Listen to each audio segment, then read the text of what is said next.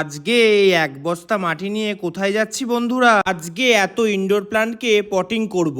কিন্তু তার আগে অবশ্যই মাটিটাকে তৈরি করে নিতে হবে। তাই আমি মাটিতে দিয়ে দিচ্ছি শিংকুচি, হাড়গুঁড়ো আর সুপার ফসফেট। গাছ ছোট হোক বা বড়, মাটি যদি ঠিকমতো না তৈরি করা হয় তাহলে গাছ কখনোই ভালো হয় না। এই দেখো, একদমই সব নেট পটের চারা এগুলো। এখনই এদের পটিং করে ঠিকমতো খাবার দিয়ে বড় করতে হবে। সামনেই তো শীত আসছে, তাড়াতাড়ি বড় না করলে বিক্রি করা যাবে না।